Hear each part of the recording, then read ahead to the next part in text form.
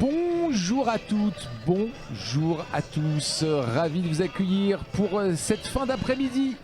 La fin des quarts de finale de ces championnats de France avec ce dernier match ici au Camp des Loges à Saint-Germain-en-Laye où pour le niveau U17, le Paris Saint-Germain reçoit le club de Nantes. Pour m'accompagner aux commentaires, j'ai la chance d'avoir un consultant de choc en la présence de Thomas. Thomas, comment vas-tu ? Eh bien, depuis tout à l'heure, tout va bien, Benjamin. Bonjour à tous. Évidemment, très content de poursuivre l'après-midi en ta compagnie et en votre compagnie avec une affiche. Une belle affiche, une très très belle affiche. Alors toi qui es ancien joueur professionnel, aujourd'hui spécialisé dans le coaching et la préparation mentale.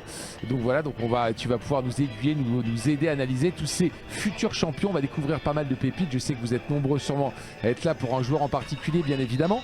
Mais en tout cas, donc deux belles équipes, le Paris Saint-Germain et le Football Club de Nantes, sur un championnat ultra difficile, le championnat U17, ultra concurrentiel. 6 groupes de 14 équipes étaient au départ de la compétition, bien évidemment, il y a quelques mois de cela. Il fallait terminer premier de son groupe, s'il vous plaît, pour vous qualifier, ce qui a été le cas donc du Paris Saint-Germain. Vous le voyez ici, qui a terminé premier devant le PFC. Thomas, ça a été finalement plus compliqué que prévu parce qu'attention, c'est les 6 premiers et les 2 meilleurs deuxièmes qui passent. Ça n'aurait pas été le cas si Paris avait terminé second. Oui, en effet. Après, il y a une belle génération aussi au Paris FC avec des joueurs qui sont en équipe de France aujourd'hui. Donc un championnat U17 qui aujourd'hui est de plus en plus difficile, en tout cas dans laquelle il y a de plus en plus de très très bons joueurs. Donc en effet, championnat relevé. Championnat relevé du côté de Nantes qui a en termes comptables a été meilleur que Paris sur la saison. Nantes qui n'a connu que 2 défaites, on y reviendra, qui est passé devant le SCO, Angers qui a longtemps tenu tête à Nantes et le SCO d'ailleurs qui s'est qualifié et le Stade brestois 3e. Ah oui, le SCO ne s'est pas qualifié. Ils ont perdu au pénalty face à l'Olympique Lyonnais tout à l'heure, mais ils s'étaient qualifiés pour les quarts de finale. Ah oui, en effet, ils s'étaient qualifiés pour les quarts de finale, mais ils sont éliminés de la compétition maintenant, tout à fait. Et donc Nantes qui attention fait figure un petit peu d'épouvantail sur ce match. Pas croire que ça va être aussi simple que pour les U19 du côté de Paris. Enfin en tout cas on va voir tout ça. Vous l'avez vu, Nantes, pareil, très très belle attaque. Et donc les 2 capitaines du jour. D'un côté donc Sékou Doucouré, capitaine parisien, et de l'autre donc Nathan Zézé qui est redescendu aider les copains en U17. On va y revenir aussi là-dessus bien sûr à chaque fois là dans la droit photo d'équipe. Peut-être qu'on a des compos magnifiques. Merci beaucoup à Stéphane qui est avec nous, la Réal. Donc les compos dans les buts. Il est redescendu, c'est Desti Nkunku qui sera dans les buts. On aura le petit frère de Younes El Anache, c'est Naoufel El Anache, son grand frère, je tout à l'heure en U17. On aura Chadil Delest, Sékou Doucouré, je vous ai parlé, donc Thomas Cordier qui a été le joueur qui a le plus joué cette année en U17. On va avoir Mahamadou Diawara, Ethan Mbappé, bien évidemment, que tout le monde attend, Kirel Chikambu et Yoram Zag. Et devant, attention à Elias Ousni, l'arme, l'artificier parisien, et Romaric Etonde, lui aussi très très fort. Le coach, bien évidemment, Stéphane Moreau. Et sur le banc, Adonis, un des frères Michou, c'est bien évidemment Étienne. On va avoir Camille Bensoula, on aura Christ Moukenen Djele, et l'autre gardien qui sera sur le banc, c'est Aboubaka Dosso côté parisien. Et puis donc côté nantais, qui sont là en cercle tous ensemble dans les buts. Enzo Savary, on va avoir Enzo Mongo, Nathan Zézé le capitaine, Bastien Mepillou et Moussanda Mwamba. Derrière on aura donc Tabibou, Demen Tabibou qui redescend lui aussi, Stéphane Changodet. On va avoir Malang Gomez, Tilio Jean et Sankumba Touré ainsi que Exaucé Mafumbi. Voilà quelques joueurs qui sont redescendus aider les copains en U17 mais qui ont plutôt l'habitude de jouer en U19 ou avec la réserve. Et puis sur le banc on va retrouver Mathis Philippe, Latuf Assoumani, Baéré Girassi, Louis Leroux, et le second gardien sera Thomas Armand-Bacle. Voilà pour être précis sur le groupe nantais. On va les découvrir tous ensemble. Et attention donc à l'artificier Ilyes Ousni qui est donc venu aider les copains en U17, sachant que sur la fin il commençait à jouer pas mal en U19. Ilyes qui a mis énormément de buts cette saison, on le voit justement tout de suite, qui est parti au pressing côté parisien. Et donc Thomas, on le disait, une saison où Paris, autant en U19 ils ont été brillantissime. Ils ont explosé la concurrence. Il n'y avait pas photo à la fin. Ils ont mis 20 points au second à la Jeanne d'Arc de Drancy. Autant en U17, un petit peu plus compliqué pour les hommes de Stéphane Moreau. Oui, dans ces catégories-là, c'est vrai que les différences sont peut-être un peu moindres entre les clubs, puisque on est encore dans le début de la formation, si je puis m'exprimer ainsi. Donc évidemment, il y a aussi des clubs qui travaillent bien à côté, il y a pas mal de bons clubs, donc les écarts sont moindres. Maintenant, je voulais revenir sur une petite image, c'était en filigrane quand tu étais en train de donner les compos d'équipe. Moi j'ai vu une équipe parisienne dans son entièreté en rond, c'est-à-dire que même les remplaçants étaient dans ce cercle et tous unis, à la différence des Nantais où les remplaçants étaient sur le banc pendant que l'équipe titulaire était vraiment unie. Donc voilà, c'est des petits détails qui montrent que on sait à quel point les phases finales, c'est des matchs de coupe, quoi. Il y a un vainqueur, il y a un perdant, et le perdant c'est terminé, il rentre chez lui. Et on sent justement cet esprit coupe là, peut-être dans ces premiers instants, en tout cas sur ces images, plus prégnante que chez les Nantais. D'accord, ok, bah écoute, on va voir ça, intéressant. Là, c'est ton côté coach mental qui analyse tout, et très bien, justement, on va prendre attention, justement. Il laisse Tousty sur ce premier ballon, on l'a dit, lui, il veut la garder, il va la frapper, ça, je peux vous dire, il va la laisser à personne. Il va la laisser à personne, et tout de suite, ras du poteau, le ballon qui embrassait le montant, et qui passe à côté. Voilà la première vraie occasion, regardez ça, hop là, tranquillement. Magnifique frappe, c'est Mahamadou Diawara qui a laissé son coéquipier aller tirer là. Vas-y vieux, vas-y, t'as l'air d'être chaud pour tirer, je te laisse. Et premier donc, grosse occasion parisienne. On rappelle tout à l'heure dans l'autre match parisien du jour, les U19 donc, qui se sont qualifiés 6-1 contre l'équipe de Toulouse, où rapidement les Parisiens ont ouvert le score, histoire de montrer qu'ils étaient tout de suite focus et prêts à combattre. Après, Toulouse a vendu chèrement sa peau durant la première mi-temps, ce qui est un peu moins le cas sur la seconde. On a eu quelques résultats, tu le disais donc, en U17, Thomas, c'est Lyon qui s'est imposé, c'est ça? Oui, au tir au but, après un match à rebondissement, 4-4 à la fin du temps réglementaire et 4-3 au tir au but. D'accord, mais écoute, voilà, donc première information, on vous rappelle les quarts de finale de cette compétition. Donc Paris Saint-Germain qui reçoit Nantes, Lille qui reçoit Toulouse, Ajaccio qui reçoit Strasbourg, et donc l'Olympique Lyonnais qui s'est qualifié face à Angers. Voilà, pour être précis, on rappelle que le vainqueur de Paris Saint-Germain-Nantes affrontera le vainqueur. Ouais, l'ouverture du score. J'étais en train de lire ma fiche, c'est l'ouverture du score. J'ai l'impression que c'est Sankoumba Touré qui a ouvert le score. Incroyable. Au bout de quelques minutes de jeu. Ouais, là c'est la stupéfaction, on va revoir les images. Ouais, mouvement qui est parti de la droite, cette belle balle en profondeur de la part de Enzo Mongo, directement dans les pieds de Sankoumba Touré, qui s'est pas fait prier pour ajuster dans les buts d'Estienne Nkunku. Et donc 1-0, et bien voilà, histoire de mettre un petit peu de piment sur ce match. On vous l'a dit, attention en termes de groupe, en termes d'opposition, c'est pas fait pour Paris, loin de là. Autant les Toulousains faisaient figure d'outsider, autant sur ce match, les Nantais feraient presque figure de favoris. Oui, quand on voit que Angers qui tient tête avec Argne à l'Olympique Lyonnais termine derrière le FC Nantes, ça augure en tout cas de belles choses du côté des Nantais. Donc c'est aux Parisiens justement d'être concentrés. On l'a vu là d'ailleurs sur cette balle en profondeur qui était probablement pas destinée au buteur nantais au départ. Mais voilà, si on est attentif à tout, si on porte notre attention sur tout et qu'on n'est pas en réaction mais dans l'action, bah là il était complètement acteur. Et c'est les défenseurs parisiens qui ont été dans la réaction. Et malheureusement pour eux, du coup, ouverture du score très rapide des Nantais. Ouais, on rappelle les vainqueurs de chaque groupe, hein. Donc Paris qui a remporté le groupe A, Lille qui a remporté le groupe B, l'Olympique Lyonnais qui a remporté le groupe C, Ajaccio le groupe D, Toulouse le groupe E, Nantes le groupe F, et les deux meilleurs deuxièmes étaient donc Strasbourg qui terminait deuxième derrière Lyon et Angers derrière Nantes. Voilà ce que tu disais tout à l'heure. Donc pour être précis sur ces quarts de finale, et on en profite bien sûr pour féliciter tous les clubs présents dans ce championnat national U17, 84 clubs, voilà, qui fait bien sûr la part belle aux clubs professionnels qui ont une antichambre en U17 justement sur ce championnat national. Les 20 clubs de Ligue 1 sont présents dans ces 6 groupes, c'est pour vous dire, ils se maintiennent tous. Il y a 17 clubs de Ligue 2 qui sont présents, ne manque que Bastia, Grenoble et Quevilly. Voilà, puis après ça descend et on a quand même la présence de 5 clubs de régional, de 8 clubs de régional 1 qui ont réussi à mettre une section U17 justement sur ce championnat national. C'est magnifique. Je pense tout particulièrement à Montfermeil qui est présent en U17 et en U19 ou encore à l'AC Veden qui a réussi à se maintenir cette année. Donc bravo à tous ces clubs qui arrivent à tenir la dragée haute au club professionnel avec leur centre de formation. Allez, on va se mettre donc dans ce match tout de suite. 1-0 donc pour Nantes. Attention, 1-2 là-dessus.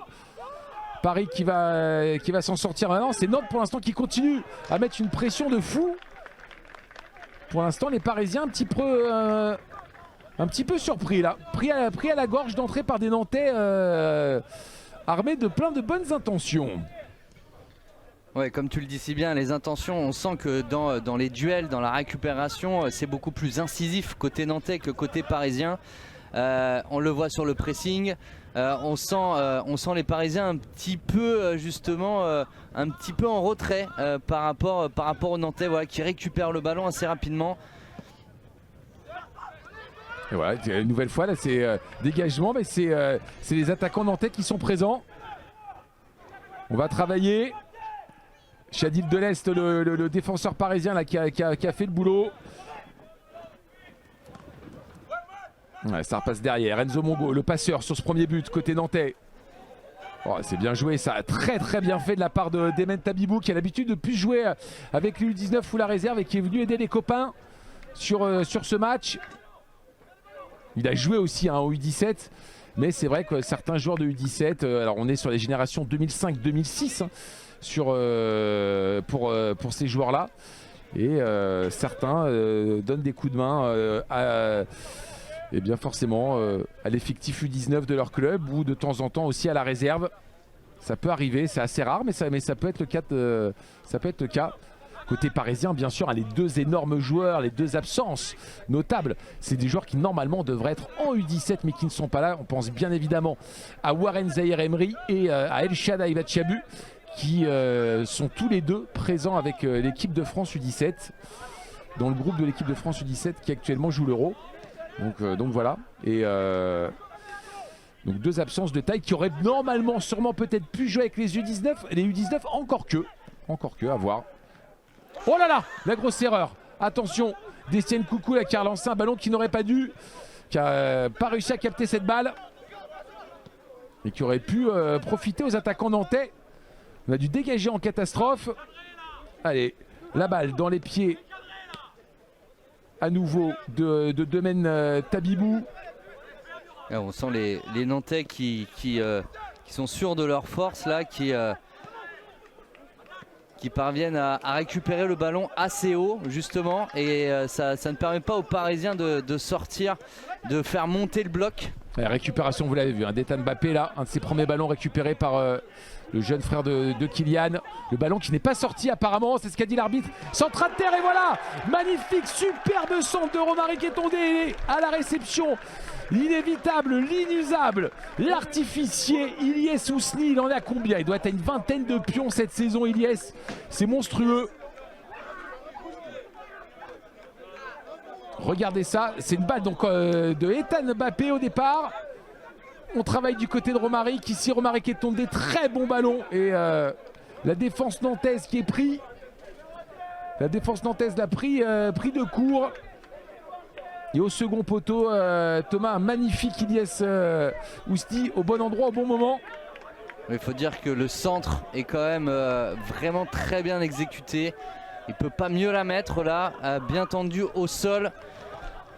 Plus qu'à la pousser dedans. Il faut être là. Eh oui, ouais. Non, mais complètement. Il y a le sens du buteur affiné et d'être en tout cas d'attirer le ballon, c'est-à-dire que c'est souvent l'appel qui déclenche aussi le centre, et donc en effet son appel a déclenché ce somptueux centre, en tout cas exécuté de manière bien précise. Et voilà, un partout. Une nouvelle fois un match très bien lancé ici au camp des loges. Oh, et c'est bien joué encore cette petite déviation pour Enzo Mongo, qui n'arrive pas à la récupérer, mais c'est quand même repris par les Nantais. Finalement, c'est les Parisiens qui ont la balle. On va essayer de relancer tranquillement une nouvelle fois, toujours à Paris, ce souci de relancer proprement où qu'on soit, même si on a le pressing nantais. Et on avait vu le capitaine Sékou Doucouré là, qui a essayé de jouer avec Thomas Cordier. Thomas Cordier, le joueur qui a le plus joué cette saison en U17. Le latéral gauche parisien. Ouais, avec les phases finales, c'est vrai que ça fait des grosses saisons aussi pour ces jeunes. Il y a encore une nouvelle occasion. On voit on arrive assez facilement dans les surfaces de réparation hein, des deux côtés pour l'instant.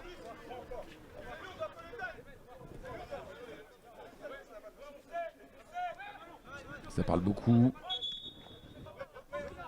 Et l'arbitre qui n'a pas aimé la touche apparemment.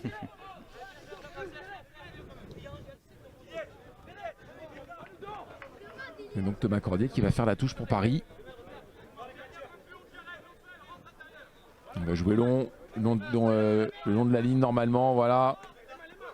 C'est Enzo Mongo qui a la réception. Allez, Ethan Mbappé. Ouais, qui perd cette balle. On avait cherché Elias Ousni devant du côté du jeune milieu de terrain parisien. On s'est bien laissé passer ça encore, c'est très bien fait du côté nantais. Thomas Cordier qui essaie de la sortir mais qui n'y arrive pas. Oh là là là là. Et ça traînait. Alors jeu signalé finalement par l'arbitre assistant. Ouais, mais Nantes pour l'instant qui a de vraies occasions hein, à chaque fois. Ouais, on sent dans le rapport de force là que Nantes s'installe petit à petit dans le camp parisien. Là il s'agit pour les Parisiens de vraiment monter ce bloc là, d'essayer de sortir le ballon proprement comme comme à cet instant en combinant. Et là tout de suite de faire monter ce bloc pour mettre la pression sur les Nantais. Ouais, Romaric est tombé qui va repasser derrière. Attention l'attaquant nantais, l'excellent Exaucé Mafumbi. On voit depuis tout à l'heure hein, qui cherche en renard des surfaces là, toujours pas loin de la zone du gardien parisien. Voilà, un petit problème de voilà, c'est Thomas Cordier maintenant qui casse ballon. Voilà, une belle phase des Parisiens là qui conservent le ballon. Toujours les centres de Romaric au cordeau à chaque fois. Romaric est tombé, toujours côté gauche pour l'instant. On passe à gauche. À Paris, ça c'est clair. Après on a deux géants dans l'axe nantais. Je suis pas certain qu'il faille jouer dans le domaine aérien pour le petit attaquant. Ouais, avec Nathan Zézé et Bastien Mupillou là. Elias Ousni. Ouais. Ouais, ballon récupéré par les Nantais. Dans les buts donc Enzo Savary, passé par le Pôle Espoir de Châteauroux. Lui qui, si je dis pas de bêtises, vient de Limoges. Enzo Savary. Qui a quasiment joué tous les matchs cette saison en U17 pour les Nantais. Qui a été le gardien numéro 1. On a joué 3-4 matchs je crois du côté du gardien remplaçant, du côté de Thomas Armand-Bacle. Qui est donc remplaçant ce soir, qui sera gardien numéro 2. Allez, on a lancé en pointe justement. Exaucé Mafumbi s'est repassé derrière. Oh là là là là là là. C'était très bien joué ça. Ouais. Allez, Thomas Cordier. Pour l'instant, c'est quasiment lui qui touche le plus de ballons. Côté parisien, de latéral gauche. Le 1-2. Non. Finalement, ballon sorti.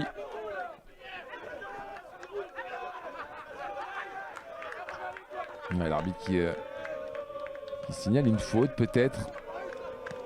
De Mahamadou Diawara apparemment. C'est quoi, ballon parisien? Allez, Elias Ousni, vous voyez l'image avec sa magnifique chevelure. Allez, Enzo Mongo, allez, on essaie d'emballer ce match. Tabibou. Dans l'axe, on vous l'a dit, un très bon joueur, Demen Tabibou, qui récupère le ballon justement, qui va travailler, qui la donne, c'est très bien fait en profondeur, mais heureusement que le capitaine parisien, Sékoudou, court éveille au grain. Et ça va être un... Ah, c'est pas un corner, hein. Ce serait une sortie de but. Regardez ça encore, très bien fait, petite balle en profondeur. Ouais, ce numéro 6, là, Tabibou, chez les Nantais, qui risque d'être une clé, en tout cas dans cet effectif nantais. Dans la récupération de balles, mais également justement dans ses changements de rythme. On l'a vu là, il a clairement apporté offensivement. Il est venu d'ailleurs aider les U17, il faisait partie de l'effectif qui a joué en Gambarde. En Gambardella, les Nantais qui ont eu un parcours intéressant en Gambardella. Perdu en 16e de finale, ou 8e de finale je crois pour les Nantais. Ils avaient battu au premier tour l'Olympique de Saumur 5-0. 32e de finale, ils ont battu le joli parcours, ils ont arrêté le joli parcours du club de Beaucouzé, club de Régional 1, 5-0 là encore. Puis après ils ont battu l'AS Vitré 3-0 en 16e et ils ont perdu 3-2 contre les Stacks.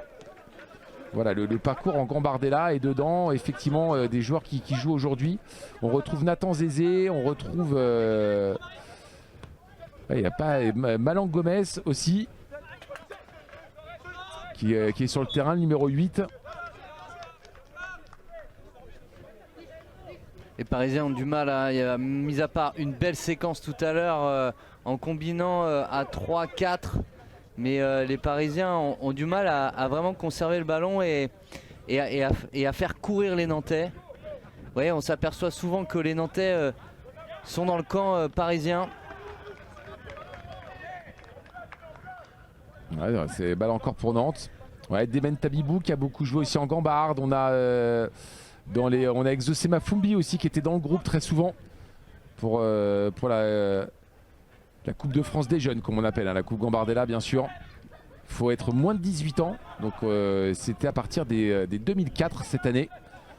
2004, 2005, 2006, donc c'est souvent un mix entre les U19 et les U17 qui jouent la Gambardella.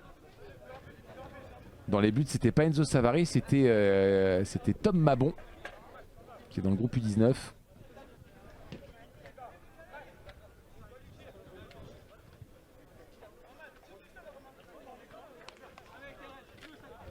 Allez, touche parisienne. Donc, si vous cherchez bien sûr le jeune frère de Kylian, c'est le numéro 8 à Paris. Mais qui joue pas le même poste que son frère, hein, et qui joue au mitard, qui joue milieu. Oui, pas les mêmes qualités, pas le même profil du tout. Et qui a signé, je crois, un contrat avec Paris jusqu'en... Je parle d'Ethan, hein, je parle bien sûr pas de Kylian. Oui, parce que je crois que tout le monde est au courant concernant Kylian. Je crois qu'Ethan, je crois que c'est jusqu'en 2025, je crois. 2024 ou 2025, je crois pour l'instant. Allez, Ilyes Ousni qui essaie de faire d'apporter le surnombre là pour récupérer la balle au pressing. Regardez encore Tabibou qui fait la différence et qui permet justement à ses coéquipiers de décaler. Ouais, c'est bien fait, c'est Enzo Mongo encore qui a cherché une solution à terre, le latéral droit, et la contre-attaque qui est très très rapide. C'est parti ultra vite comme toujours avec Romaric et Tondé qui est dans tous les coups pour l'instant, le numéro 11 parisien, et ça va être penalty. Non. Oh là là là là, waouh. On va regarder là sur le ralenti. Ouais. Après, c'est vrai que le défenseur nantais tout de suite, hein, Bastien Mepillou là, qui fait signe avant que Romaric ne tombe, qui ne joue pas le joueur. Ouais, il m'a pas l'air d'être tombé seul non plus. Après, en effet, il n'y avait peut-être pas l'intention de faire faute, mais en l'occurrence, j'ai pas l'impression qu'il se soit emmêlé les pinceaux. En tout cas, Monsieur Pinet, l'arbitre central de ce match, a décidé qu'il n'y avait pas un penalty. On va bien évidemment respecter cette décision et on reste donc à un partout. Mais attention à la vitesse de Romaric qui est tombé. Ça fait 2 fois hein, qui met à mal cette défense nantaise. C'est vraiment des qualités qui sont recherchées hein, dans les offensives et l'attaque parisienne. On l'a vu au 19 déjà. Ethan Mbappé qui a l'origine là-dessus. Romaric est tombé qui va pouvoir se venger. Tout de suite, pas besoin de pénalty. Pas besoin de pénalty. Regardez ça. Romaric donc qui donne l'avantage aux Parisiens. 2-1. Interception de Ethan Mbappé qui a tout de suite décalé le milieu droit. On va voir ça tout de suite. Hein. Regardez. Hop, interception d'Ethan Mbappé, très bien fait. La petite balle en profondeur, magnifique de la part de Yoram Zag. Et derrière, eh bien, on la met au fond. Très belle action parisienne. Yoram Zag qui a quasiment joué tous les matchs cette année. Il joue latéral droit ou ailier droit. Le numéro 7 parisien. Il a été appelé, je crois, quasiment sur tous les matchs du championnat U17. Il a dû en manquer un seul. Autant vous dire que c'est un pilier de cette équipe avec Thomas Cordier, les deux joueurs les plus appelés dans cette catégorie-là. Et ce qui est bien, c'est que malgré le fait, Thomas, qu'on ait fait descendre des joueurs qui ont plutôt l'habitude de jouer en 19, eh bien, ils sont quand même toujours titulaires sur ce match. Aujourd'hui, c'est quand même, on va dire, les pions, la charnière de cette équipe U17. Oui, comme tu le dis si bien, évidemment que ce soit en U17 ou en U19, il y a quand même des éléments essentiels qui gardent et qui maintiennent cette ossature et qui permet finalement aussi aux entraîneurs de s'appuyer sur ces joueurs qui sont l'image finalement de cette catégorie et de ce moment et qui peuvent ramener en tout cas ceux qui viennent de temps en temps, que ce soit des U19 par exemple, qui permettent finalement de se fondre dans cette équipe. Ouais, quand on dit U19, hein, c'est des joueurs qui ont l'âge de jouer en U17, mais bien évidemment qui, au vu de leur niveau, peuvent prétendre à jouer en U19. Attention, très bon coup franc là-dessus, très dangereux. Le ballon qui était tombé dans la zone parfaite. Mais la contre-attaque parisienne, voilà, ça explose tout de suite rapidement avec Ilyes Ousni. Ilyes Ousni qui va lancer en profondeur. Qui ça? L'inévitable Romaric est tombé, mais on a veillé au grain chez Enzo Savary et on a dégagé cette balle en touche. Mais quelle contre-attaque encore parisienne, là ça vole. Pour l'instant, à l'instar de leurs aînés en U19, on voit vraiment que cette projection, ces transitions à la récupération de balles est vraiment travaillée. C'est-à-dire qu'on leur demande hein, vraiment une projection rapide, une transition très importante avec un changement de rythme. Et c'est là qu'on voit que finalement, que ce soit en U19 ou en 17 au PSG, eh ben, on apporte le danger de cette manière-là. Ouais, avec des profils évidemment comme Etondé qui ont une vitesse comme Gassama aussi. En U19, ouais, c'est vrai. Profil assez similaire, je suis d'accord. Ouais. Allez, là, c'est obligé de mettre cette balle en touche. Côté parisien, allez, les Nantais, ils ont largement de quoi répondre. Hein. Même s'ils sont à l'extérieur, on a vu, ils ont le niveau. Ils ont déjà réussi à en mettre un. C'est loin d'être fait encore pour Paris. Ne pas croire que le match est joué. Ce qu'il va falloir, c'est justement empêcher tout de suite les Parisiens à la récupération de balles de se projeter vers l'avant.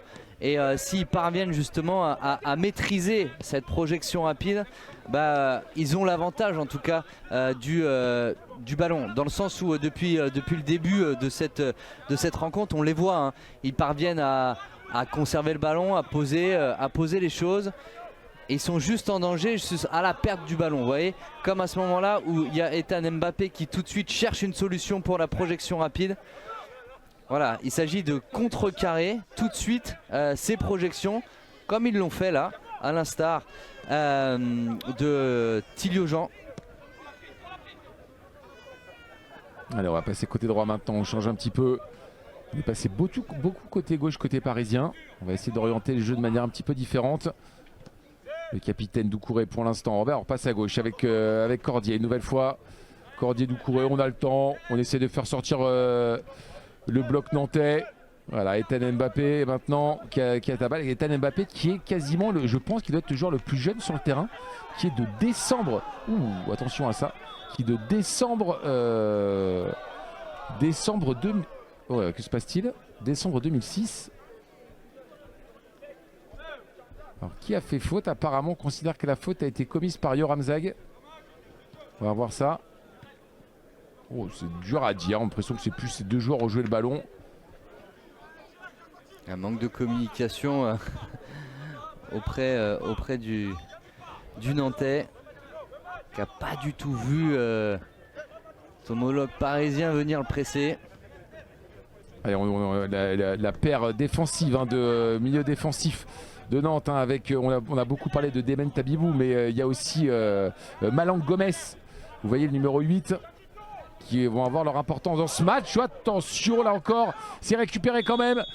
L'arbitre qui est obligé de siffler, les deux pieds étaient décollés. Dommage qu'il y avait un bon ballon dans les pieds de Tilly Aujean. J'ai l'impression qu'il avait envie de nous faire un magnifique enroulé. Ouais, on est parti. On l'avait vu, c'est Yoram là, Yoram Zag qui a fait une faute complètement côté gauche au fond là-bas. Et on va avoir encore un bon ballon pour les Nantais. Beaucoup de coups francs pour les Nantais, ce qui induit a fortiori beaucoup de fautes côté parisien. C'est toujours aussi un élément important à prendre en considération. S'il y a des fautes, c'est qu'on est en retard, c'est qu'on n'a pas la maîtrise du duel en tout cas. Donc c'est aussi ce sur quoi les Nantais doivent s'appuyer. Si les Parisiens sont en retard, c'est qu'il y a quelque chose à exploiter. On a vu les U19 Toulousains derrière, vous les voyez avec leur maillot violet.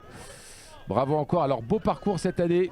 On voit Tousgar ou encore... On a vu aussi Bernard Mendy, adjoint des féminines. Il y a du monde et du beau monde forcément au camp des loges. Pour ces deux rencontres, on rappelle que les 19 se sont qualifiés 6-1 donc face à Toulouse. Mais les Toulousains qui restent un petit peu pour profiter de ce match. Allez, coup franc. Tout à l'heure, il avait été très bien tiré. Et là encore, il est magnifiquement tiré. C'est un très bon ballon. On est obligé de dégager. C'est Romaric Etondé qui dégage cette balle. Mais le ballon qui reste encore Tilly Aujean. Le Nantais qui essaie de passer par-dessus la défense parisienne. Et maintenant, c'est une contre-attaque pour Paris. On avait lancé en profondeur Ousni. Et le ballon qui est gardé. Par Paris. Avec ici Kirel Chikambu qui va trouver Ousni. Ousni qui la garde. Qui va chercher Thomas Cordier peut-être. Voilà, c'est fait. Ce serait bien pour Ousni qui reprenne son poste devant. Voilà, il vient chercher, mais qu'il amène aussi de la présence devant. T'inquiète, quand t'es un buteur, forcément tu vas pas rester trop longtemps dans le rond central. Ousni il enquille les buts comme des perles cette saison. On décroche un peu, mais tout de suite on retourne en pointe. Ouais, après c'est un joueur qui aime le ballon, qui aime le toucher, qui aime être en mouvement dans l'action, plutôt acteur en tout cas. Ouais, Thomas Cordier là qui va repasser derrière. Doucouré sur Bappé. Doucouré encore. Qui va jouer avec son partenaire de la défense, un Chadil de l'Est. Lui aussi qui a joué un petit peu partout cette saison. Joue un peu en E19. Je crois qu'il a fait une paire de matchs avec la réserve aussi. On l'a dit, la réserve qui a une connexion non plus avec le groupe pro. C'est terminé avec la Ligue 1, c'est fini. Par contre, quelques joueurs ont aidé cette année la réserve parisienne chez les U19 et chez les U17. Allez, Diawara pour Doucouré. Bappé qui a cherché devant, mais qui récupère cette balle tout de suite. Qui va trouver Naoufel El Anache. Donc le jeune frère de Younes. Les deux petites pépites marocaines du centre de formation parisien. La belle ouverture ici de Mahamadou Diawara. C'est très bien fait devant pour Yoram Zag. Et ça va être une sortie de but. Ouais, elle était bien trouvée cette ouverture. Comme je vous l'avais dit tout à l'heure, en effet c'est l'appel qui déclenche la passe. Et l'appel était bon, la passe également. Après on a quand même affaire à de solides gaillards du côté nantais en défense, qui a su jouer de manière efficiente avec son corps. Ouais, comme là c'est très bien défendu. Ouais, Chadil de l'Est là, un rock, ça ne bouge pas, ça récupère, en plus ça donne proprement derrière. Ouais, ballon qui va passer au Nantais. Il ne faut pas qu'ils se trompent d'intention, les Parisiens. Ils arrivent justement à faire courir les Nantais en combinant avec deux touches de balle. On l'a vu à 2-3 reprises depuis le début de cette mi-temps. Dès qu'ils portent un peu, ils ont beaucoup plus de mal à faire mal à cet effectif nantais. Ouais, vous l'avez vu, c'est ballon bien récupéré de la part de Stéphane Tchangodet, le Nantais. C'est lui qui a reçu cette faute. Et donc qui a réussi à avoir un bon coup franc. Une nouvelle fois, on l'a vu à chaque fois très bien tiré. On va voir si c'est encore le cas. Allez, Deven Tabibou, loin. Au deuxième poteau. Ouais, c'est propre. Hein. Vraiment une belle qualité de coup franc à chaque fois. La balle dans les pieds de Exosema Fumbi qui va préférer tout de suite à remettre sur Enzo Mongo. Non, c'était sur Malang Gomez. Hop, hop, hop. Et la sortie ici de Destien Nkunku qui s'est télescopé malheureusement avec Nathan Zézé. Aïe, aïe, aïe. J'espère que tout de suite Nathan qui va prendre des nouvelles. Voilà, rien de grave. Attention à ça, on a pris un coup au niveau de l'arrière de la cuisse. On va revoir, regardez, on sort un petit peu en retard, les 2 points devant. Ah, il a hésité un peu, on l'a vu commencer à y aller, reculer, retourner après. Bon, de ce qui se dit au PSG, hein, Nkunku c'est un gardien qui a du tempérament, il a peur de rien, donc c'est pas ce petit coup qui va le faire douter. Ouais, parce qu'on s'est pas mal partagé les caisses, hein, les cages hein, cette année du côté des gardiens en U17. Parce que je crois qu'il y a 4-5 gardiens différents qui se sont retrouvés à un moment dans les buts. Il y a du monde au PSG au niveau des gardiens, on le sait. Toi qui es un ancien gardien professionnel, Thomas, mais... je m'y intéresse toujours, en effet. Je vois ça. Ouais, le gardien remplaçant, Aboubaka Dosso, aujourd'hui. Le gardien numéro 2 qui a aussi eu quelques matchs, je crois qu'il a fait quasi pas loin d'une dizaine de matchs en U17.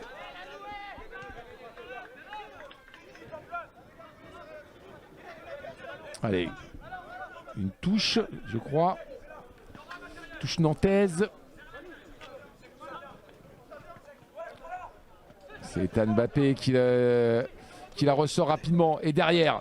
Ouais, c'est là, c'est maintenant que pour les Nantais, encore une fois. Hein, Tabibou qui fait le travail. Ouais, c'était Kirel Chikambu qui a perdu ce ballon côté parisien. C'était lui qui avait essayé de passer entre 2 joueurs, c'était pas facile, mais bon, il n'y avait pas trop de solutions. Il a bien fait d'y aller en solo. Et finalement, Paris qui a toujours la balle. Ouais, Naoufel qui se fait. Ouh là là, attention. Ouais. Naoufel à la nage qui s'est fait attraper derrière. L'arbitre qui va tout de suite bien sûr siffler. Regardez ça. Hop. Ouais, il y a faute, logique, rien à dire. On est un petit peu en retard côté nantais. Et pareil qui repasse derrière, qui reconstruit. Qui a du mal quand même à s'installer dans le camp nantais. Ouais, Cordier qui va repasser sur Delest. Chadil Delest. On repasse derrière, on va faire toucher le ballon à Destien Nkunku un petit peu pour son capitaine. On rappelle certains jouent en Gambardella. Paris qui a été éliminé au 3e tour fédéral de cette Gambardella, éliminé en 16e de finale contre Le Havre. Avec une saison plus compliquée que les U17. Je vous en parlais pour Paris. Puisque cette saison, Paris a connu 4 défaites en championnat. Perdu contre Avranches, perdu contre Le Havre, perdu contre Mantes et perdu contre le Paris FC dans un derby qui devait sentir la poudre. Paris FC qui avait fini second de cette poule. Avec un mois de mars très compliqué pour les Parisiens. Ils ont eu 3 défaites. On a même cru à un moment que le 17 aurait peut-être du mal à se qualifier pour cette phase finale. On a enchaîné sur 3 journées consécutives quasiment. Défaite 3-0 à domicile contre Mantes. Hein, le FC Mantois, attention, toujours difficile. Et puis une défaite 4-0 au Havre. Là, ça a été assez surprenant. Mais le Havre qui a battu les Parisiens en U17, en U19 et en Gambarde. Hein. Ils ont fait la totale, les Havrais, cette saison. Et Avranches, défaite 2-1 fin mars. Et heureusement, derrière, après, on s'est repris. Les hommes de Stéphane Moreau, le coach de Paris, les hommes se sont bien repris en fin de championnat et ont assuré leur qualification. Stéphane Moreau, lui, un homme de la maison d'en face à la base. Hein. C'est un Nantais. Le coach parisien fait partie de la grande génération du centre de formation, la génération Wedek, bien évidemment. Wedek, Loco et consorts. Avec Pedros, je pense ici il va y avoir Pedros, cette grande génération nantaise, championne de France en 95. Et bien le coach parisien a été champion de France en 95. Il avait joué 9 matchs cette année-là, Stéphane Moreau. Oui, c'est le fameux jeu à la nantaise. Ouais. de l'époque. De Coco Suodo et consorts. Ouais, là, c'est les vieux qui parlent. Hein, ouais, complètement. Mais c'est vrai que c'était à l'époque, le centre de formation nantais était connu pour être le grand centre. C'était le meilleur centre de formation de la fin des années 80, début 90, qui a été après battu par un autre centre de formation qui devait être, et tu me dis si je me trompe, mais c'était sûrement la GIA, je pense Auxerre, qui pendant après une dizaine d'années a été l'énorme centre de formation français. Et puis derrière, Lyon est arrivé, etc. Mais il y a des identités en fait avec des philosophies de jeu bien particulières. On parlait de Sodo, on a parlé de Giroud et du coup tout ce qu'il avait mis en place à cette époque-là. Évidemment, en fait, c'est des identités qui tendent à se perdre un petit peu depuis quelques années dans la formation. Et peut-être que justement, ce sont ces personnages-là qui ont connu ces philosophies de jeu bien spécifiques et bien particulières qui peuvent être les garants, en tout cas, de l'émergence d'une nouvelle philosophie de jeu. En tout cas, ouais. Alors je pense qu'il y a forcément des supporters nantais qui nous regardent aujourd'hui, hein, et on les salue, on les embrasse. À l'époque, hein, dans toutes les catégories jeunes, on voulait pratiquer le jeu à la nantaise. Dans les années 80-90, c'était obligatoire. Et là, on en parlait tout à l'heure, on a vu les U19 parisiens, là on voit les U17. On voit que maintenant, voilà, les U17, les jeunes parisiens, pareil, ce souci de la relance qu'on voit très souvent chez les seniors en Ligue 1, voilà, on voit que c'est un peu la même philosophie. On veut relancer propre, on veut pas dégager le ballon, on veut pas rendre le ballon à l'adversaire, et c'est ce que font, c'est ce qu'ont très bien fait les U17 tout à l'heure. Et pour l'instant, les U19 tout à l'heure, pardon, et les U17 là, ont un petit peu plus de mal, mais pour l'instant mènent au score. Donc voilà. Mais et donc Stéphane Moreau a fait partie de cette génération nantaise ultra talentueuse. Le coach parisien. Voilà, la transmission est importante, hein. Ouais. C'est aussi ce pourquoi les clubs misent sur des anciens professionnels qui aiment, en tout cas qui sont passionnés aussi de football et qui aiment transmettre, ouais. qui ont quelque chose aussi à transmettre.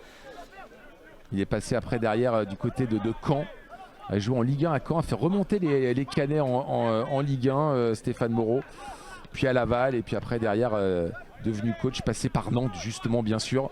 Il a été finaliste de la Gambardella en 2008 avec les U19 de Nantes, Stéphane Moreau, et puis derrière s'est occupé pendant plus de 10 ans de la formation au Stade Lavallois, et puis depuis 2019 s'occupe maintenant donc des jeunes parisiens, des titis parisiens, les U17. Donc on a un joli parcours aussi pour Stéphane Moreau. Et en face, le coach nantais, je ne sais pas si tu connais sa particularité, Thomas, Francis Liègre, qui joue encore au ballon, qui est un jeune coach aussi, qui a moins de 40 ans, et coach donc des U17 nantais, et qui a été un homme essentiel à l'équipe du Poiré-sur-Vie. Ah. Et qui joue encore en DH. Alors je ne sais pas s'il joue encore aujourd'hui, mais il n'y a pas si longtemps, il joue encore en DH au Poiré-sur-Vie, qui avait même fait une incursion en national à un moment, hein, le Poiré. Oui, le Poiré-sur-Vie était une équipe qui était installée à un moment donné correctement en national, et voir jouer un petit peu la montée en Ligue 2 sur une ou deux saisons. Bon, maintenant que voilà, le Poiré-sur-Vie qui a un petit peu disparu justement des championnats nationaux. Mais il y a cette nouvelle génération d'entraîneurs là, c'est très jeune, hein, c'est de plus en plus jeune, qui ont envie de transmettre, qui ont envie d'apporter quelque chose.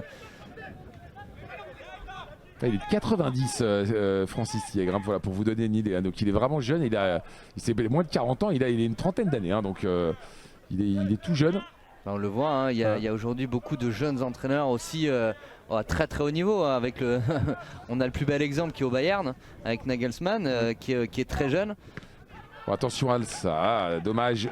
Ouais, on s'en veut là du côté, je crois que c'était Stéphane Changodet là qui a eu cette balle. Loupé complètement son plat du pied, qui a fini dans les balustrades derrière. Regardez, ouais, Stéphane Changodet là, ouais, on a loupé, on a pris plein mollet, j'ai l'impression, cette balle. Ouais, tant mieux si on donne de la chance à... pas obligé d'avoir non plus un énorme passé de footballeur à chaque fois pour devenir coach. Et si à 25 ans, 30 ans, on a envie de s'orienter vers le coaching plutôt que d'avoir une carrière de joueur qui permettrait entre guillemets derrière de prétendre à devenir coach ou d'avoir une légitimité entre guillemets à devenir coach, voilà, tant mieux si des joueurs préfèrent un moment passer de l'autre côté. Coach à 25 ans, coach à 30 ans, voilà, il a une trentaine d'années, coach des U17, c'est juste magique pour Francis Yegre. Je pense en effet qu'il n'y a pas de vérité de toute manière et chaque personnage a quelque chose à apporter. On parle de Stéphane Moreau qui a forcément quelque chose à apporter de par son passé. Romaric encore là, qui arrive à faire danser toute la défense nantaise. Et on n'est pas loin de la faute, hein. Regardez. Une nouvelle fois, hein, cette fois-ci Sébastien Mupillou, là, on n'est pas loin, hein. On n'est pas loin d'attraper la jambe de l'attaquant parisien. Il y a quelque chose, hein, je pense quand même s'il tombe qu'après, donc c'est aussi probablement ce pourquoi l'arbitre ne siffle pas, parce qu'il retombe sur ses pieds et c'est quand il perd un peu le ballon qu'il tombe. S'il était tombé peut-être au moment du choc, peut-être que l'arbitre aurait sifflé. Ouais, il crée un véritable danger à chaque fois qu'il rentre dans la surface. En tout cas, Romaric. Allez, Bastien Mupillou qui va repasser derrière. La défense centrale, donc, hein, Nathan Zézé et Bastien Mupillou du côté nantais pour l'instant, qui a un petit peu de mal avec Romaric et Tondé. Ouais, surtout avec la vitesse de Romaric et Tondé. Ouais, c'est bien fait là chez Tabibou. On joue rapidement. On va chercher le jeune Tilio Jean. Voilà, qui se bat, qui va essayer de récupérer cette balle dans les pieds de Thomas Cordier, mais finalement, voilà, c'est gagné pour les Nantais. Ouais. Pas loin du petit pied en avant là-dessus. Et la balle aux Parisiens. Voilà, Thomas Cordier, vous voyez ici en gros plan.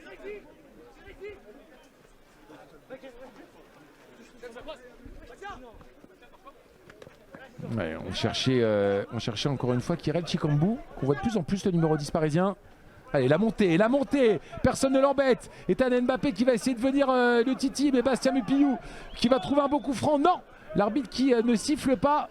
Regardez ça, tranquille, personne n'arrive. Bah, écoutez, je vais la grimper jusqu'au bout cette balle. Hein.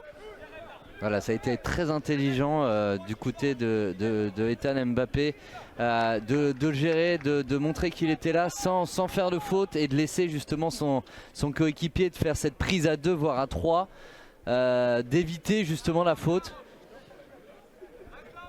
En tout cas, on l'a demandé du côté nantais. On la voulait. C'est vrai que ça aurait été un très très beau coup franc. Allez, Ilyes Ousni. Regardez le qui danse encore. Magnifique ce que fait l'attaquant parisien. Entre 5 jaunes. Il arrive à gagner le coup franc.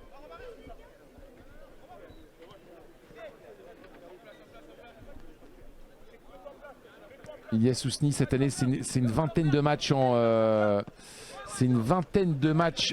C'est 17 matchs exactement en U17 pour 17 buts. Plutôt de belles statistiques. On est plutôt propre, on est plutôt en place. Et je crois que ça a marqué aussi en U19 hein, chez Ilyes Ousni. Et ça a été un choix tactique tout à l'heure et ils ont préféré. Là, il y a un vrai coup à jouer. Il y a un très très beau coup à jouer, c'est très très bien glissé cette histoire, magnifique le but de Yoram Zagué, celui qui a joué toute la saison en U17 et qui la glisse intelligemment. Enzo Savary qui est pris, le portier nantais. Et ça vient encore une fois d'Ilyes Ousni qui est venu chercher le ballon dans son camp, qui est venu provoquer, accélérer le jeu. C'est vraiment un accélérateur de jeu. Et catalyseur, là on le voit, il accélère, voilà, il combine. Et derrière c'est un ballon quand même récupéré qui était dans les pieds nantais. Et tout seul comme un grand, on finit le boulot ici chez Yoram Zagué. Encore une fois, il finit à 4, hein, 4 avec cette projection, tout en sachant que Ilyes Ousni n'y était pas devant. Donc ça montre à quel point, encore une fois, et on va mettre en lumière cette philosophie au sein du PSG, que ce soit en U19 ou en U17, cette capacité à vite se projeter vers l'avant avec un nombre certain de joueurs. Mais c'est-à-dire qu'on dédie quoi? C'est-à-dire qu'on dédie tout le milieu de terrain et l'attaque finalement à partir à chaque fois comme ça à 5-6? Pas à chaque fois, c'est pour ça que justement il y a cette intelligence tactique où ils ont vu que qu'Ilyas Ousni n'était pas là et que en fait c'est aussi cette prise d'information, se dire à quel moment en fait on peut se projeter vers l'avant et à quel moment on ne peut pas. On peut se projeter vers l'avant aussi quand le bloc adverse est haut. Donc c'est ça aussi qui a été intéressant et on a vu là le bloc nantais était très haut et avec cette prise de balle, cette accélération du jeu par Ilyas Ousni, et ben du coup en effet la projection a été fructueuse. Alors on le voit, il décroche, il est en pointe mais il décroche aussi, c'est lui encore qui récupère le ballon, Ilyas. Voilà, si vous découvrez ce joueur, attention, pépite en vue. Allez, Mahamadou Diawara qui a réussi à conserver ce ballon côté parisien. Thomas Cordier, on joue loin devant. Une nouvelle fois, petite balle en profondeur tentée par Kerel Chikambu. Mais finalement récupéré par la défense nantaise là, qui ont pris un petit coup sur la tête comme les Nantais. Parce que là on a fait le break chez les Parisiens. Le match était accroché, le match était tendu. On rappelle l'ouverture du score nantaise dans ce match. C'est Nantes a mené 1-0 au bout de 3 minutes de jeu. Et derrière eh bien, Paris a tout de suite rectifié le tir. Ils ne se sont pas laissés endormir et n'ont pas douté trop longtemps les Parisiens. Et donc voilà, ils mettent maintenant 3-1. Mais attention, attention les Nantais, pas les enterrer trop vite. Il reste beaucoup de temps. Il reste une mi-temps. Ben voilà, on est à la 45e pile poil au moment où je vous dis ça. 45e minute donc, qui est sifflée par monsieur l'arbitre. Et donc qui renvoie les 22 acteurs au vestiaire. Un volume de jeu incroyable de la part du numéro 9 parisien Ilyas Ousni. Ouais, Ilyas Ousni qui t'a plu énormément, mais c'est vrai que si vous le découvrez, on vous l'a dit, l'artificier, le canonnier parisien là, qui pour l'instant fait un très bon match. Oh attention cette grosse faute de la part de Shadid Delest, dernier défenseur. Qu'est-ce qu'on va sortir? Oh, elle est rouge. Elle est rouge la biscotte. Aïe aïe aïe aïe aïe aïe aïe. Et bien voilà, peut-être un énorme tournant du match. L'arbitre n'a pas le choix les amis. Je pense qu'on est tous d'accord avec ça. Dernier défenseur là-dessus, Shadid Delest. On va revoir vraiment. Déjà c'est un mauvais ballon de son compagnon de défense Doucouré qui se fait intercepter tout de suite. La faute elle est inévitable sur Exaucé Mafumbi là. Qui boite d'ailleurs le pauvre. Voilà, je pense qu'il n'y a rien à dire. Et ben, on retrouve un peu le même schéma de la première mi-temps où les Parisiens ont du mal à rentrer dans le match et dans la performance. Et puis ballon perdu un petit peu de manière en dilettante. Et la faute derrière pour annihiler cette action de but offerte aux Nantais. Alors là, en termes, on va dire purement mathématiques, est-ce qu'il vaut mieux pas le laisser passer? Et on sait qu'il y a 80% de chances que là-dessus Exaucé Mafumbi puisse réduire le score, ou à l'inverse justement prendre le risque de prendre le rouge. Et alors déjà il y a aussi de temps en temps l'arbitre va pas toujours mettre un rouge, il peut y avoir ce petit delta et avoir un coup franc à 20 mètres qui va être plus difficile à rentrer, même si attention ici à Stéphane Changodet qui est parti pour essayer de l'enrouler pied droit. On va quand même suivre ce coup franc et après tu me donneras ton avis Thomas là-dessus. Stéphane s'est laissé, très bien joué. Oh dommage, c'est Abibou là qui a cherché l'autre lunette, on a laissé pour le gaucher. Ouais, ça aurait été, t'es gardien de but, t'es gardien professionnel, mais qu'est-ce qui est le mieux? Se retrouver à 10 et finalement être à 3-1 ou être à 11 contre 11 à 3-2? C'était même pas sûr qu'il y ait 3-2 parce qu'il y avait un gardien de but justement. Ouais, c'est vrai. Déjà pour commencer. Le coup de coude, il pouvait la sortir, t'as raison. Voilà. Mais c'était un gros 1 contre 1 ou bon, oui, voilà. Oui. Après en effet là on est gentiment assis sur nos chaises et on peut parler mathématiques. Malgré tout dans ce moment là sur le terrain ça va tellement vite qu'en effet on peut pas parler mathématiques, encore plus à ces âges là où on réagit aussi avec émotion et qu'en fait il y a le côté duel et il y a le côté non en fait je veux pas qu'il aille marquer. Alors peut-être qu'avec la maturité aussi, avec l'expérience, peut-être qu'un joueur en effet qui a 25 ans, qui est en Ligue 1 depuis déjà un certain nombre d'années, peut-être qu'il pense à ça en tout cas. Ouais, qui va se dire attends il y a 3-1 ça sert à rien, je laisse passer. Que c'est automatisé, c'est-à-dire que voilà c'est de l'expérience, on va parler là justement d'expérience. Voilà donc le changement et donc sort le jeune frère de Kylian Mbappé qui a fait un très bon match, hein, Ethan Mbappé qui est dans un registre bien sûr bien différent de son frangin en numéro 6, qui a été très solide, milieu relayeur, qui a fait des belles passes à chaque fois, qui a récupéré pas mal de ballons, qui est à l'origine d'un des buts et qui doit laisser sa place normale. Thomas, on a besoin de mettre quand même 4 défenseurs derrière et on a donc fait rentrer Erwan Adonis. Oui, c'est une décision pertinente et légitime par rapport au contexte, surtout avec le score. Le PSG a 2 buts d'avance. L'idée c'est pas de se mettre en danger, c'est pas d'aller chercher justement absolument à marquer, mais c'est déjà de consolider cette avance. Donc là évidemment que la démarche est complètement différente. Et c'est ça qui est dommageable pour coach Moreau, c'est qu'il a dû avoir un discours porté en tout cas vers l'offensive lors de la mi-temps, et là en l'espace d'1 minute tout est réduit à néant. Ouais, et attention, pas prendre un but sur corner directement derrière, histoire de s'abîmer encore un petit peu plus le mental. Donc 3 buts à 1 pour Paris, mais donc réduit à 10 les Parisiens. Ça va nous promettre un spectacle de fou sur cette deuxième mi-temps, et on a donc décidé de sortir Ethan Mbappé pour laisser rentrer Erwan Adonis.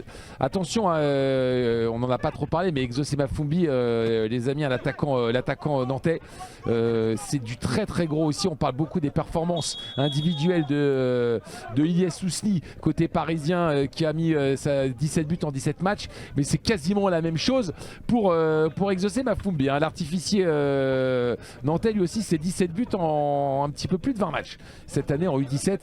Gros joueur.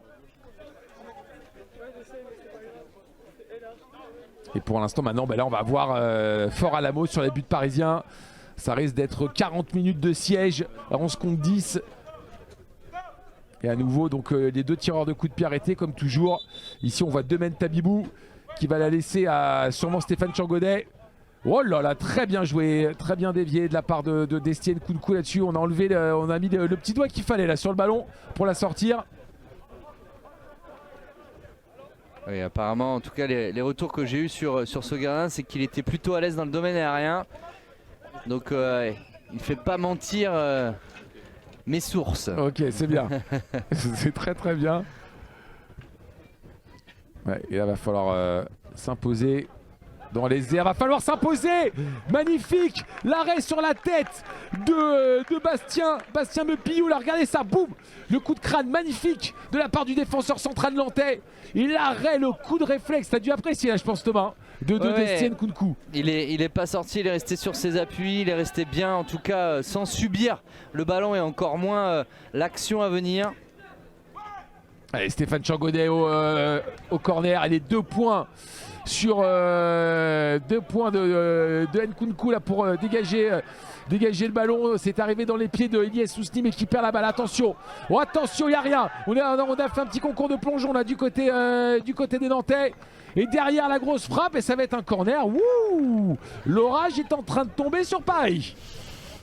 Alors que le soleil fait son apparition. Ouais, exactement, c'est un orage jaune et vert. Regardez ça là, très bien fait. Ici c'est Tilio Jean qui avait redonné à Sangouba Touré. Ouais, pour les Nantais il va falloir être patient parce qu'il y a des choses à prendre, il y a des choses en tout cas à construire. Ils ont les occasions, ils ont les opportunités, donc il ne s'agit pas de se frustrer. Il reste quand même beaucoup de temps. 3-1, c'est pas, voilà, on l'a vu aussi cette année en Ligue des Champions, 3-1 c'est pas un score insurmontable. Ouais, surtout en seconde 10 maintenant, en rajoutant cette donnée. Allez, le ballon qui n'est pas sorti. Par contre il va falloir forcément mettre la pression sur ce bloc parisien. Il va falloir peut-être changer un peu plus de rythme côté nantais. Ouais, Tabibou pour Changodet qui décale le latéral gauche, Moussanda Vamba. Oh là là, encore, cette fois-ci c'est Touré. La frappe forte hein, qui a bien claqué sur la mimine de Nkunku là, regardez ça. Bim. Ouais, elle n'était pas cadrée. Cette balle, mais on a préféré assurer le coup du côté du gardien parisien. Ouais, c'est important de montrer aussi aux adversaires qu'il est présent. Ouais, on doit avoir en plus un petit soleil. Ouais, le soleil est quand même latéral. On voit l'ombre de attention, d'Estienne Kounkou là, qui est à terre. Peut-être un peu gênant sur les corners de l'autre côté. Faudra voir quand tu vois l'ombre là justement de l'éclairage.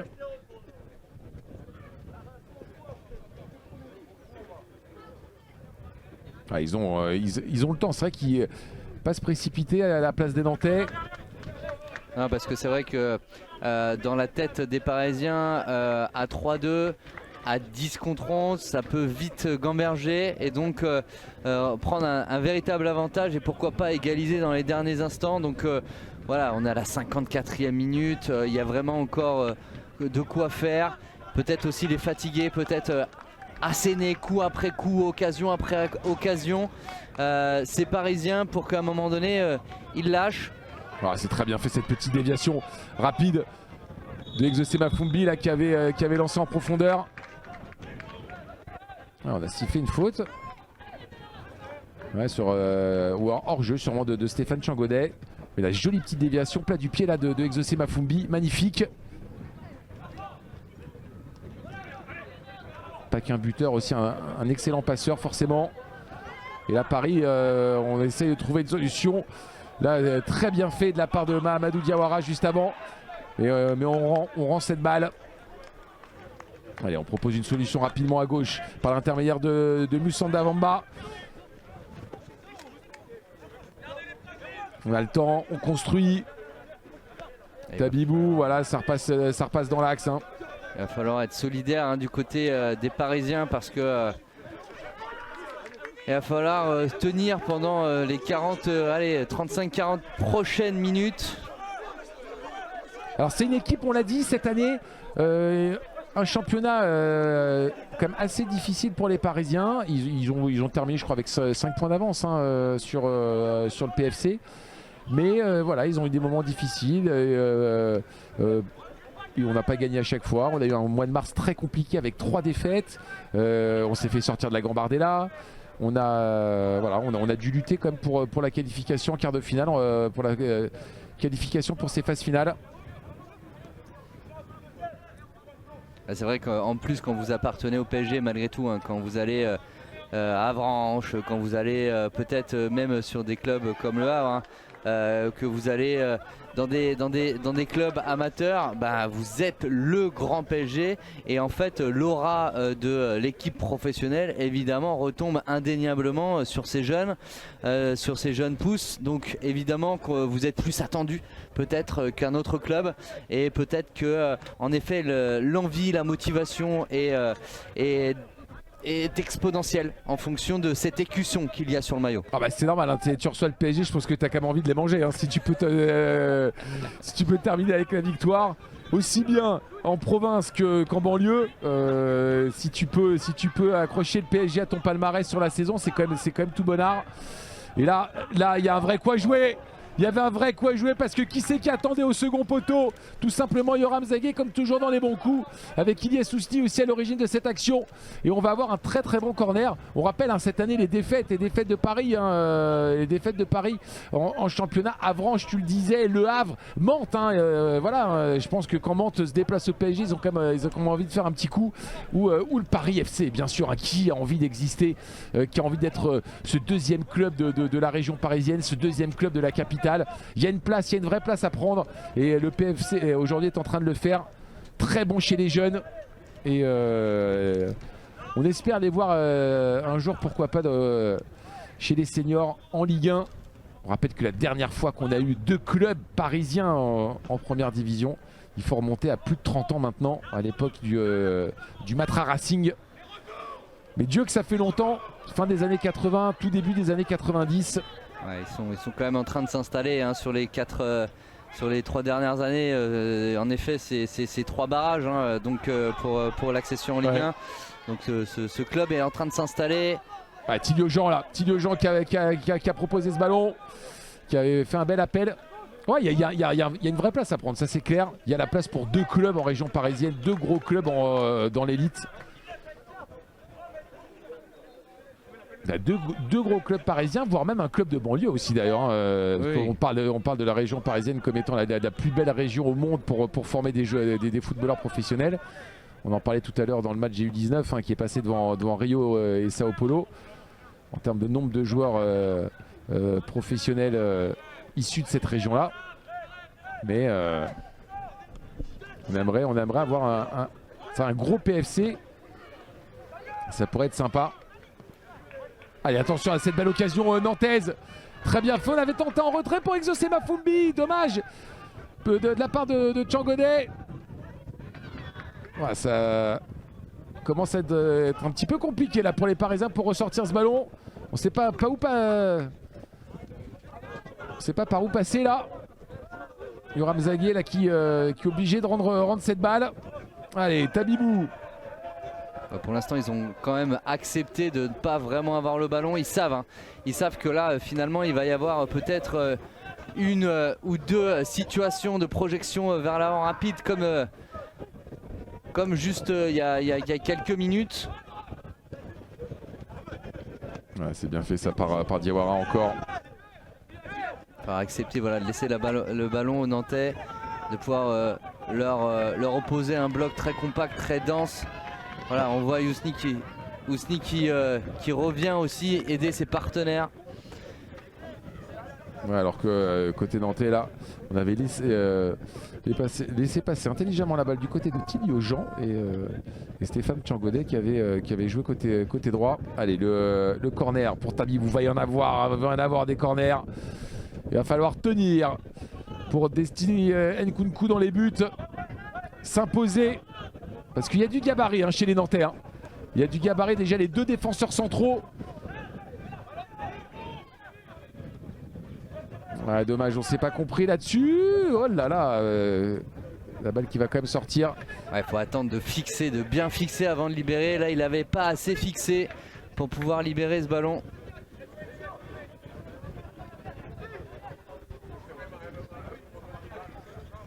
On va rejouer court apparemment. On est parti pour relancer court chez Desti Nkunku. Il y a peut-être un changement. L'arbitre en tout cas qui ne fait pas jouer cette sortie de but. Ouais, voilà. Changement côté nantais. La sortie de Tilio Jean et l'entrée de Baereba Girassi qui rentre donc au milieu de terrain. Pour apporter du sang frais. Et attention, côté parisien, là aussi changement. Sortie de Naoufel El Hanache et l'entrée de Étienne Michu. Son frère Edouard n'était pas dans le groupe U19 tout à l'heure. Les deux fratries là qui on avait la fratrie El Hanache et la fratrie Michu. Les deux, un dans chaque catégorie.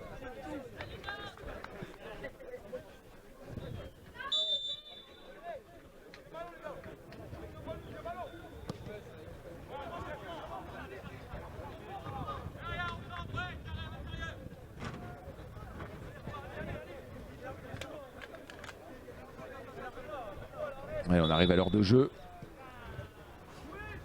Ouais, il s'agit peut-être de changer un peu de rythme de temps en temps, de mettre un peu plus de folie et d'intensité du côté nantais pour justement mettre un petit peu la tête à l'envers de ces Parisiens qui pour le moment sont bien en place.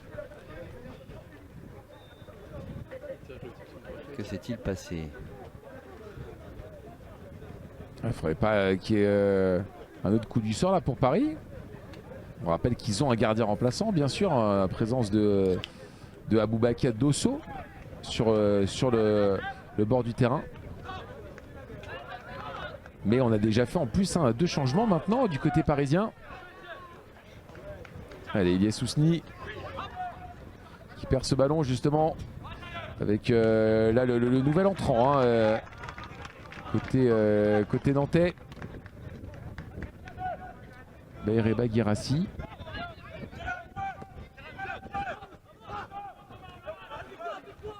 Allez, Moussan Davamba qui s'applique au deuxième poteau, mais il n'y a personne. Nkunku a mal. Ouais. Il boite. Ouais. Ah, ça pourrait être un gros coup dur pour les Parisiens après ce carton rouge. On vous le rappelle si vous nous rejoignez que maintenant Paris mène 3-1 mais ils sont à 10 contre 11. C'est pour ça que depuis tout à l'heure j'étais surpris que il y a 20 ans, 30 ans, il y a plus de 30 ans, ça arrivait que les gardiens ne tirent pas les 6 mètres. Ça arrivait. Ça existait même au plus haut niveau. 40 ans même, je pense. Ouais, 40 ans. 40 ans. T'avais des gardiens qui tiraient pas les 6 mètres. Ouais, 40 ans. Je veux bien, je te l'accorde, 40. Mais là, depuis tout à l'heure, j'étais surpris. Ces relances très courtes. Il y avait même eu un 6 mètres qui avait été fait par un de ses coéquipiers. Encore une fois, là, oui. Ouais.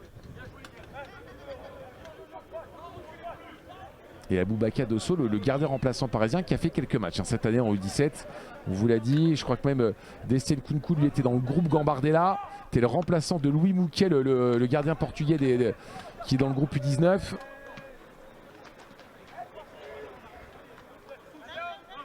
Qui est le numéro 2 derrière Lucas Lavallée, le gardien titulaire des U19 parisiens. Qui lui a été blessé aussi cette saison. Avant ce match U19, il avait que 2 matchs dans les jambes, donc bon, il n'a pas été très inquiété tout à l'heure, mais il y a quand même des gardiens de qualité dans ce PSG avec des entraîneurs de qualité au niveau de la formation. Ouais, très bien fait là de la part de Malang Gomez qui va décaler côté droit. Ouais, et le centre après qui est complètement manqué. Dommage. Mais la très belle intervention de Malang Gomez là qui a récupéré, qui a bien décalé. C'est étonnant parce qu'en fait on sent depuis l'expulsion que le PSG se méfie beaucoup, en tout cas on les sent un peu sur le reculoir, et c'est Nantais qui n'en profitent pas, qui ne mettent pas encore plus d'impact et d'intensité pour les faire encore plus douter, parce qu'il y a cette opportunité là. Donc attention à ce que ce FC Nantes n'ait pas de regrets et n'ait pas pu profiter finalement de cette supériorité numérique. Alors vous l'avez vu, le jeu d'Etienne Michu lui qui est rentré milieu de terrain. On a changé le poste de Yoram Zagué qui on l'a dit, joue tout le flanc droit normalement avec le U17, aussi bien latéral droit que ailier droit. Donc là il avait commencé le match ailier droit, et là il a été repositionné latéral droit à la place donc de Naoufel Alanache qui est sorti. Et celui qui est partout, l'électron libre, c'est comme toujours bien évidemment Ilyes Ousni qui fait quasiment du box to box là maintenant. Ilyes. Mais il va falloir vraiment conserver les ballons.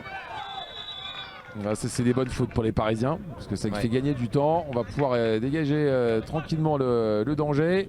Voilà.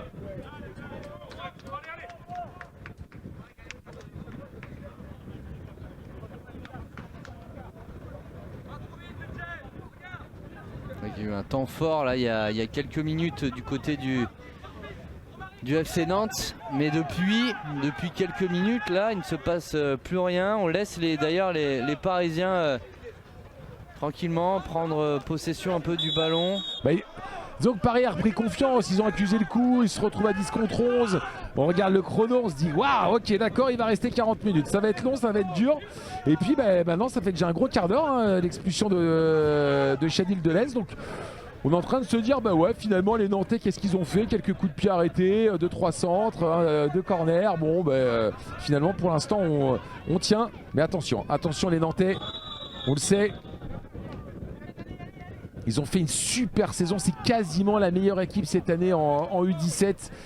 Si on compare groupe par groupe, ils n'ont connu que 2 fois la défaite. Une fois contre le Stade Rennais fin décembre, et lors de la dernière journée, autant dire que les joueurs étaient venus en tongs du côté de Nantes. Les mecs étaient venus tranquillement. Contre le Stade Brestois, on avait dû faire tourner tout l'effectif. Les mecs avaient peut-être sorti les sandwichs et les sodas à la mi-temps. Et on a perdu 3-1 à domicile contre le Stade Brestois. Mais voilà, c'est un match qui jouait pour du beurre. On a été qualifié depuis un bon moment. Donc bon, c'est-à-dire qu'ils ont eu une vraie défaite seulement dans la saison. Donc c'est quand même une équipe qui a normalement une grosse confiance en soi et qui a dû qui se sait capable de renverser des montagnes. Oui, et puis je pense que d'ailleurs le PSG et son coach est au courant de cette en tout cas de cette puissance nantaise, et a bien étudié l'équipe adverse avant cette rencontre évidemment. Donc je pense qu'il a mis en garde ses petits protégés. Mais pour le moment, finalement, tout se passe plutôt bien pour les Parisiens. Ils arrivent finalement à contenir les assauts des Nantais sans trop de difficultés.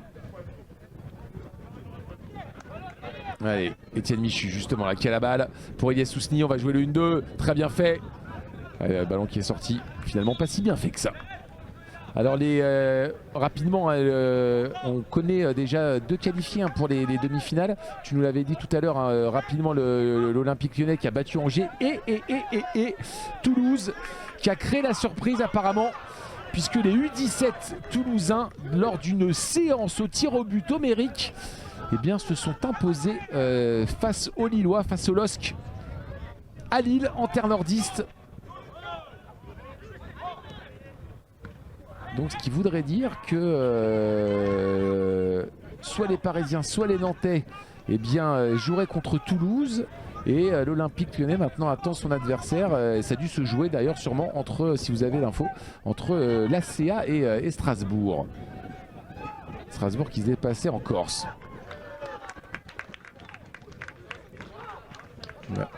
Ouais, ça va faire de belles affiches. Ouais. Mais vraiment, on est dans cet esprit coupe dans ces phases finales. Donc ça n'a plus rien à voir avec tout ce que ces jeunes ont connu durant la saison. Et forcément, l'approche des matchs est différente. Et c'est probablement ça aussi qui fait qu'aujourd'hui les Nantais n'arrivent pas à emballer ce match comme ils pouvaient le faire tout au long de la saison, parce que l'approche est différente. On sait qu'à la fin y en a qu'un qui passe.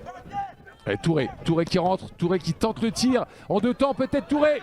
Wouh, ouais, à côté malheureusement Sankumba Touré qui a ouvert le score sur ce match tout à l'heure. Et même dans la posture, j'ai l'impression que les Nantais n'emballent pas ce match. Et pourtant, voilà, comme si en effet ils étaient à 11 contre 11, qui subissaient et que c'était encore difficile. Mais je veux dire, à un de plus avec un gardien blessé qui plus est, là, moi, ça envoie un certain message en me disant que l'adversaire est quand même touché. Allez, Ilyes qui se fait chahuter un petit peu là, Elias Sousni, et il va perdre ce ballon. La contre-attaque nantaise, non, finalement, regardez ça, il se bat, il ne lâche rien. Quel joueur, quel combattant. Derrière, un magnifique ballon en ouverture, en profondeur. Ouais, c'est bien joué aussi de la part d'Enzo Savary de couvrir son équipe. Allez, Etienne Michu. Ouais, ça va vite, c'est propre aussi là. Très bien joué par le milieu de terrain parisien. Et derrière, on lance encore une nouvelle fois. Romaric est tombé, qui va être là avant. Il avait hors-jeu. C'est intéressant la défense nantaise qui peut compter justement sur la couverture d'Enzo Savary. Qui est obligé de jouer une sorte de libero, là, le gardien nantais. Ouais, c'est le gardien moderne qui parvient à couper ses trajectoires longues et ses balles en profondeur. Aujourd'hui, c'est ce qu'on demande aussi à un gardien de but, à l'instar d'un Manuel Neuer, qui est l'exemple né de ce type d'action. Allez, Nantes, côté droit. On essaie de trouver, c'est difficile. Beaucoup d'actions individuelles, beaucoup trop de touches. Ouais. Justement, en supériorité numérique, l'objectif c'est en effet comme le ballon va plus vite que les joueurs, l'objectif c'est de faire tourner le ballon, c'est de faire courir le ballon, puis pour créer ce décalage. Puisqu'il y a forcément un décalage à quelque part, puisqu'il y a un joueur de moins adverse. Alors que là, justement, ils sont dans des actions individuelles où ils portent le ballon, ce qui est beaucoup plus facile à défendre du côté parisien. Il va rester un gros quart d'heure pour les Nantais. Un but pour faire douter vraiment les Parisiens. S'ils arrivaient à mettre ce deuxième, on aurait peut-être 10 minutes de feu. Non, mais je sais pas vous, mais on a l'impression que c'est vrai que depuis 20 minutes, il se passe plus grand chose dans ce match. Avec des Parisiens qui tiennent le score et puis des Nantais qui ont du mal vraiment à enclencher cette seconde. Yoram Zayé là qui va jouer pour qui? Pour toujours le même, toujours Elias Sousni qui est partout. Il y a Ouais, encore des espaces. Hein. Ouais. Allez, Doucouré, le capitaine parisien. Ah, c'est bien fait ça. Très très bien fait. Cordier, Thomas Cordier qui perd cette balle, qui avait cherché Étienne Michu. Allez Thomas, il va falloir revenir. Regardez ça, le travail du latéral gauche. Obligé de revenir derrière la belle passe en profondeur. C'était bien fait, mais on s'est mis hors jeu encore. C'est dommage là. Exaucé Mafumbi là, qui n'a pas réussi à s'aligner correctement. Attention, parce que le chrono ça tourne. Tout à l'heure on disait on a le temps. Il ne faut pas se précipiter. C'était il y a une demi-heure. Donc c'est à peu près ça. Ouais. Va falloir maintenant arrêter de gâcher tous ces ballons, arrêter en plus de rendre des coups de pied arrêtés à chaque fois qui font perdre 1 minute par-ci, 1 minute par-là. Et voilà, on va avoir une faute, gagnée tranquillement par Kirel Chikambu là. Ah, et ça commence à tirer un peu chez Kirel. On va éviter les crampes. Et voilà les Parisiens qui sont forcément pas pressés de jouer le coup de pied arrêté, on peut pas leur en vouloir. Thomas non plus, c'est de bonne guerre. On est bien d'accord. Ouais. On est bien d'accord. Attention à ne pas non plus s'endormir parce que souvent justement quand on veut gagner du temps, on a tendance justement à se relâcher. Donc attention, voilà, comme c'est perte de balles. Donc attention à rester bien en éveil, activé nerveusement et ne pas tomber justement dans... on relâche tout parce qu'on veut gagner du temps. Il y en a un qui est bien en éveil, c'est bien évidemment Sékou Doucouré là. Gros tac de la part du capitaine parisien qui rassure tout le monde en disant les mecs, vous inquiétez pas, derrière ça tient, je suis là. Il n'y a pas de souci.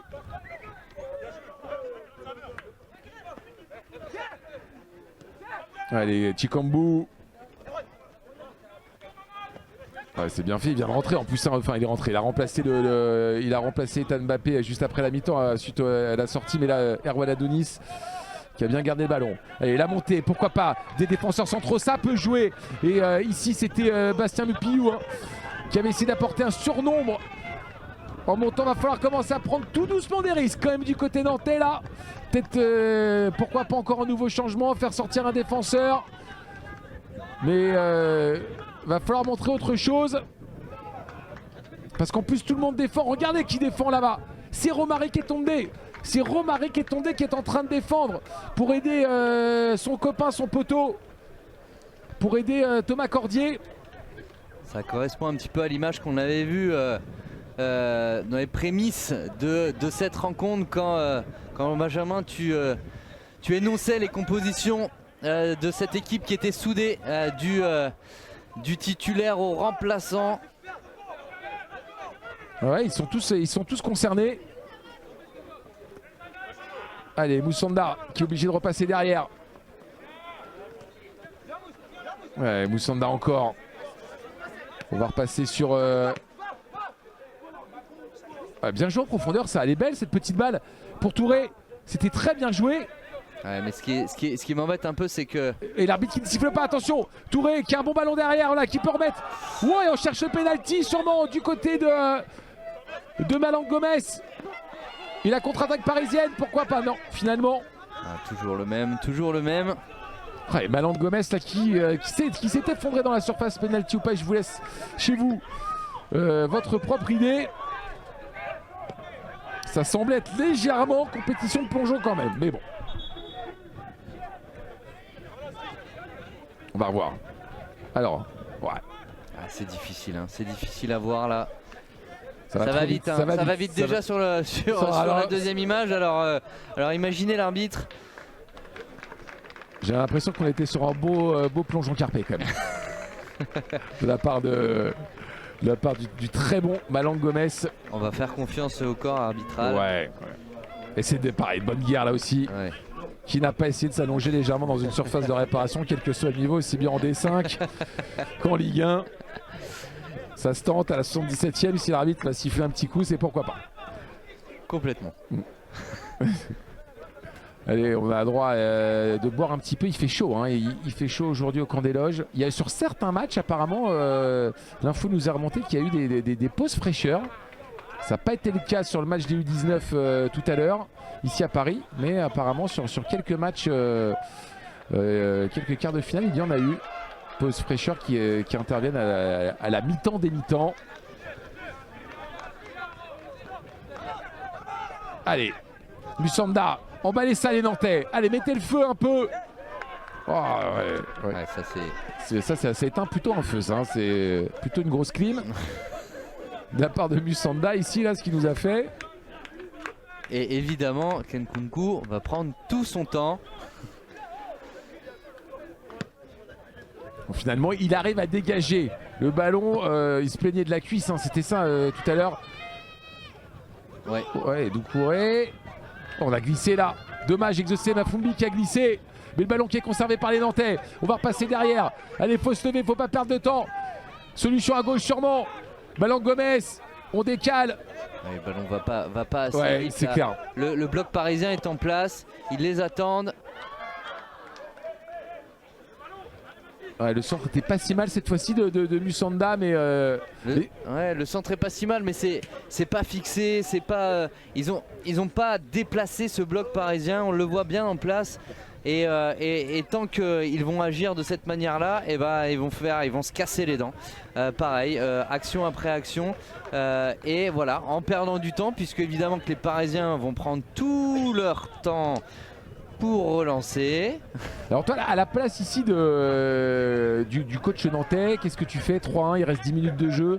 Est-ce que t'attends encore un peu? Est-ce que tu dis j'attends encore 5 minutes? Ou vraiment tu dis il va falloir quand même que j'essaie de provoquer quelque chose? Ils ont fait un changement, je crois. En tout cas, on en a vu un, nous.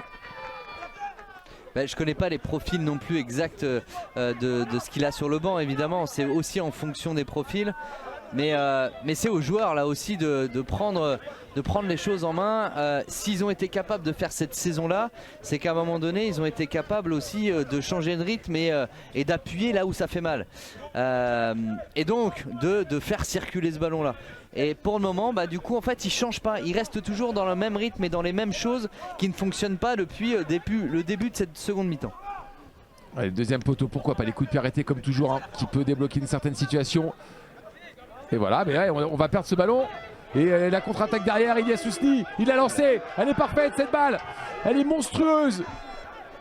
Kirel Chikambu qui reste debout et qui loupe le cadre. Dommage. Ah, il y avait un petit coup à jouer pour Kirel Chikambu là-dessus.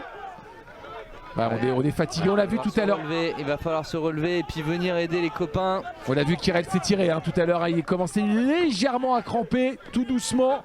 Le numéro 10 parisien. Là, c'est clair que tu as besoin de venir aider les copains. Tu as raison. Là, tu dois défendre à 10. Là, il n'y a pas de mec qui se cache. Tu n'as pas le droit. Allez, Ilyes Ousni. Regarde, tu vois, Chikambu, il est crampé. Ilyes Ousni qui va régaler. Ilyes Ousni qui peut décaler. Attention, il enroule, magicien. Encore. Et il va les garder. On l'a croqué chez Ilyes, là. Ouais, Chikambu, il n'en peut plus. Alors, vraie décision. T'as un gardien qui est légèrement blessé. T'as un autre joueur de champ qui est complètement crampé. Qu'est-ce que tu fais à la place de Stéphane Moreau? Est-ce que tu fais ton dernier changement ou est-ce que tu gardes ton joueur crampé? Après, il faut échanger avec lui. Faut savoir si lui aussi, il se sent. Toujours important d'échanger avec ses joueurs. Mais apparemment, je pense que le changement, la décision a été prise. Ouais, t'as pas le choix. C'est validé. C'est officiel donc. Changement du côté parisien avec la sortie donc du très bon Kirel Chikambu qui a tout donné, qui n'a plus rien dans le moteur et qui va laisser sa place à Christ Mukelenge qui donc rentre lui aussi dans le groupe de Gambard aussi pour Christ qui a fait pas mal de matchs. Je peux vous redonner sa saison. Qui a joué 14 matchs en U17. Marqué 2 buts.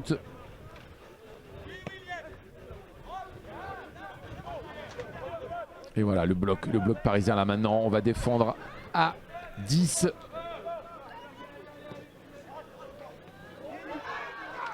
Et on va garder donc on va garder un. Je suis assez surpris quand même, mais bon, on va garder un Destienne Nkunku sur une jambe.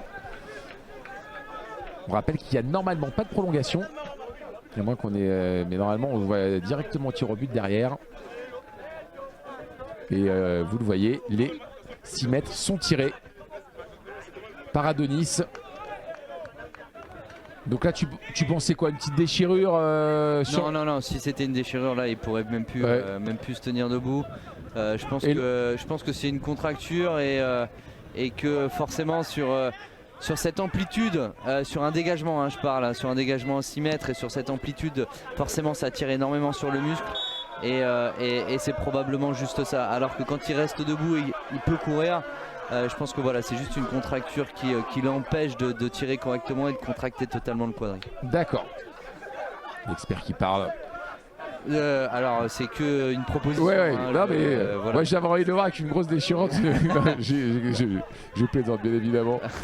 Le courageux d'Esti. Là il pourrait pas quoi. Ouais, Nkunku, ouais, c'est derrière sur Thomas Cordier, il a une touche de balle. Le petit plat du pied du latéral gauche qui revient justement. Et derrière, Elias Ousni rapidement pour Romaric Etonde. Qui va gagner une touche salvatrice là-bas. On a le temps, on peut faire remonter tout le monde.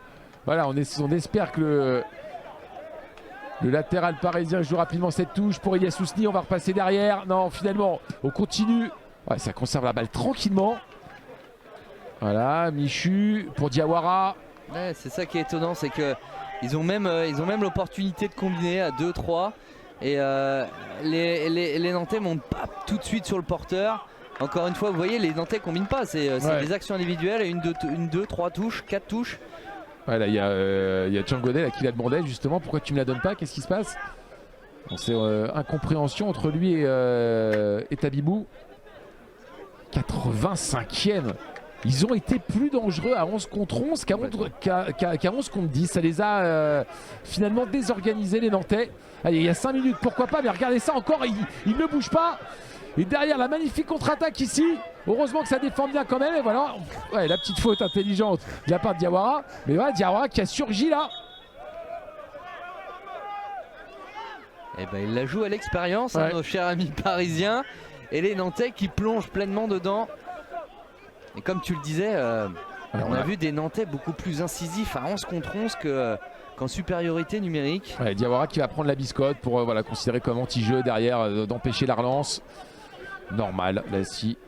Regardez, voilà, je suis assez étonné. Hein, et je pense que le coach nantais aussi, lui debout dans sa zone, a envie que ses petits protégés mettent un peu plus de rythme. Et emballe ces dernières minutes. Ça défend bien chez les Parisiens. Voilà, ça obtient des fautes. Voilà, c'est intelligent. Ouais. L'arbitre Quentin Pinet. On n'a pas trop parlé, l'officiel sur ce match. Qui fait un très bon match. Qui a pas hésité sur le carton rouge de Chadil de l'Est tout à l'heure. Ouais, qui est présent, hein, qui maintient parce que c'était parti un petit peu au départ avec une certaine tension. Ah oui, là il fait vraiment un très bon match l'arbitre. Voilà, c'est ça, c'est jouer les touches rapidement pour les Nantais. Il va falloir y aller. On dégage comme on peut. Voilà, on conserve le ballon, très bien fait de la part de Chris Mukelenge. Très bien fait là-dessus, on repasse derrière pour Yoram Zagué. On va mettre la balle en touche, il y a un blessé. Il y a un blessé, alors quoi, côté parisien ou côté nantais? Normalement, j'ai envie de dire, logiquement plutôt côté parisien. Ouais, je pense. Ouais. On a pris un coup. Et là, bien évidemment, du côté d'Enzo Savary, on demande à l'arbitre de décompter le temps perdu. Il y aura des arrêts de jeu, c'est sûr. Ouais, ça crampe encore. Ça crampe sévère. Tout le monde. C'est forcément à 10, ils ont dû tout donner. Les premières chaleurs à 10. Alors, regarde, regarde. Ilyes, il était partout ici. On peut pas lui en vouloir. Ilyes Ousni là. Non, complètement. Ouais. Non, mais c'est vrai que ces Parisiens là, ils sont en équipe. Hein. C'est vrai que j'ai l'impression vraiment ce groupe soudé qui a envie de faire quelque chose, qui tient ce résultat.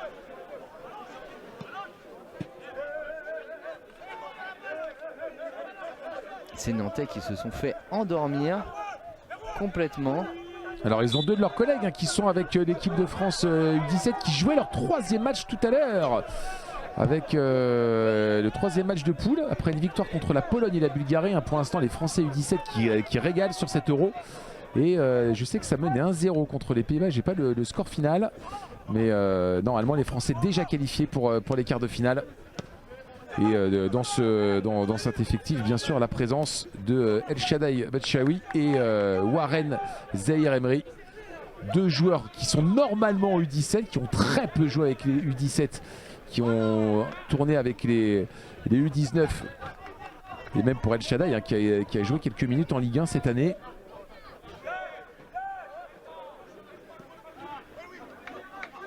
En tout cas, qui a joué avec le groupe pro. Allez, Malang Gomez. Pourquoi pas là-dessus? La réduction du score. Attention, la 90e minute, il y aura des arrêts de jeu. Parking inévitable, bien sûr. Exaucé Mafumbi. Vous allez revoir, c'est Louis Leroux qui était rentré sur un centre-tir. Alors ça vient de Malang Gomez au départ, puis de Louis Leroux. Et enfin donc Exaucé Mafumbi qui permet un ultime espoir du côté nantais. Au moment où ça crampait de partout du côté parisien. Juste derrière, on n'a pas réussi à se remettre et donc on va arriver aux arrêts de jeu. Il va falloir voir si on a l'indication du nombre de minutes laissées par monsieur Quentin Linet, l'arbitre de ce match. Louis Leroux fait une très bonne rentrée justement. Sa rentrée en fait elle est assez déterminante parce que il a amené un rythme différent. Et ça s'est vu d'ailleurs sur ce but, sur cette réduction de score. Il est au départ, il est aussi sur la passe. Il fait une très bonne rentrée, Louis Leroux. Il a très bien compris ce qu'il fallait et ce qui manquait à cette équipe nantaise pour s'imposer. Alors juste pour information, les Français ont perdu 3-1 voilà, contre les Hollandais, contre les Pays-Bas. Donc la France termine 2e de son groupe. Et là on va prendre un carton. On va prendre un carton chez Sékou Doucouré là, qui a envoyé le ballon derrière le grillage. Pour ceux qui jouent sur tous les stades au bord du périphérique, on l'a envoyé sur le périph', nous à l'époque. Mais voilà. Tous les stades autour de Paris. Ouais, j'espère que ce ne sera pas trop tard, qu'il n'y aura pas de regret pour ces Nantais qui ont accéléré sur une action. Et allez, regarde ces longs ballons. Adonis qui l'enlève. Et derrière, on tente une frappe désespérée. Il y a moyen de construire encore. On va laisser un peu d'arrêt de jeu. Il y en a eu. Voilà, ouais, sur une jambe. C'est une contracture. Ouais.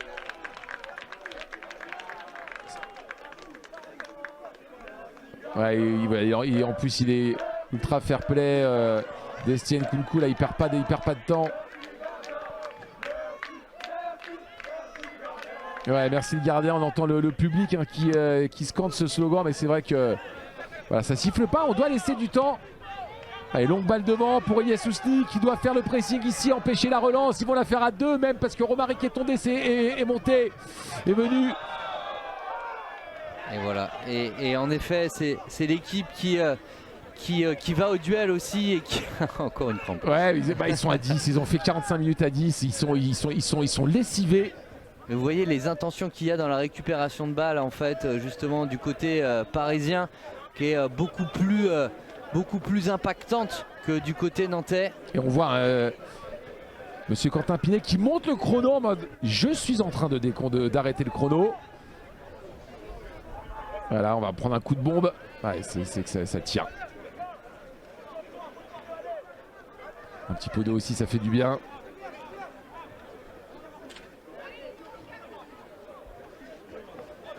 Ouais, et là, c'est forcément les Parisiens là qui en profitent parce que du coup, ça atténue un peu l'euphorie nantaise de cette réduction du score. Ouais, on n'en peut plus. On n'en peut plus chez Mahamadou Diawara. Il a tout donné, le numéro 6, vraiment. Lui aussi, oh là là, ça va être très très dur. Oh, on finit lessivé. Ouais. Mais là, du coup, ils vont être à 9.